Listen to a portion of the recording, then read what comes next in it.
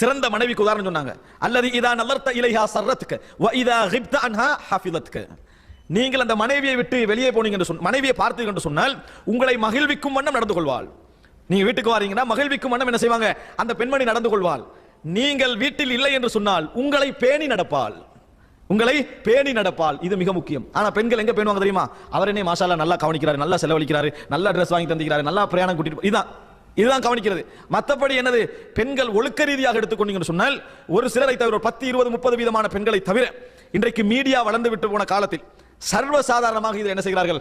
பலகீனப்பட்டிருக்கிறார்கள். ஏனென்றால் மீடியா ஒரு காலத்தில் வந்து பெண்கள் வீட்டில் இருக்கணும், தொடர்புக்கு வழி இல்லை. ஆனால் இன்று தொடர்புக்கான எல்லா மீடியா வழியும் இருக்கிறது. பெண்கள் புரிந்து கொள்ள வேண்டும், சமுதாய சீர்கேட்டுக்கு முதல் காரணமாக நல்ல பெண்கள் மாறிவிடக்கூடாது. கெட்ட பெண்கள் உலகத்தை அடையாளப்படுத்திட்டாங்க, இவங்க கெட்டவர்கள் தெரியும்.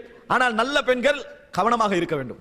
உங்கள் வழியாகத்தான் சைத்தான் என்ன செய்வான்? நல்லவர்களை வீழ்த்துவதற்கு என்ன செய்வான்? முயற்சிப்பான். நல்லவர்களை எனது பாதிப்பதற்கு சைத்தான் முயற்சிப்பான். இதுல மிகவும் கவனமாக இருக்க வேண்டும். அல்லாஹ் தஆலா என்ன சொல்றான்? வலா தக்லஅன பில் கவுல். நீங்கள் உங்கள் வார்த்தைகளை பேசுகின்ற பொழுது குலைந்து நெளிந்து என்ன செய்ய வேண்டாம்? பேச வேண்டாம். ஒரு வார்த்தை நீங்க பேசினீங்க என்று சொன்னாலும் உங்களிடத்தில் ஒழுக்கக்கேடு உள்ளவன் என்ன செய்வான்? ஆசைப்படுவான்.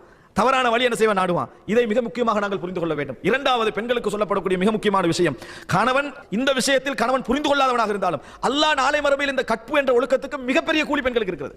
மிகப்பெரிய கூலி. ஆண்களுக்கு அந்த சான்ஸே இல்லை என்று சொல்கின்ற அளவுக்கான கூலி பெண்களுக்கு இருக்கிறது. ரசூலுல்லாஹி ஸல்லல்லாஹு அலைஹி வஸல்லம் சொன்னார்கள், மா தரக்து மின் பஅதி ஃபித்னத்தன் அதர் அல ரிஜாலி மினன் நிசா. இந்த ஒரு ரசூல் ஸல்லல்லாஹு அலைஹி வஸல்லம் சொன்னாங்க, எனது உம்மத்துடைய சோதனை சொத்து என்று சொன்னாங்க. ஆனா ஆண்களுக்கு என்ன பெரிய சோதனை நான் விட்டு செல்கிறேன்னு சொன்னாங்க? பெண்கள் என்று ரசூல் ஸல்லல்லாஹு அலைஹி வஸல்லம் அவர்கள் சொன்னார்கள். அதனால் நல்ல பெண்கள் குறிப்பாக கவனமாக இருக்க வேண்டும். ஷைத்தான் உங்களை உபயோகித்தான் பார்ப்பார். ரசூல் ஸல்லல்லாஹு அலைஹி வஸல்லம் சொல்றாங்க, இதா ஹரஜத்தில் மர்அ மின் பைத்திஹா, ஒரு பெண்மணி வீட்டை விட்டு வெளியேறினால் இஸ்தஷ்ரஃபஹ ஷைத்தான். இஸ்தஷ்ரஃப என்று சொன்னால் இப்படி பார்க்கிறது, ஷைத்தான் இப்படி நோட்டமிடுவான். அப்படின்னா என்ன? எப்படி இவளை கொண்டு என்ன செய்யலாம்? பிறரை வழி தவற செய்யலாம் என்று ஷைத்தான் நோட்டமிடுவான்னு சொன்னான்.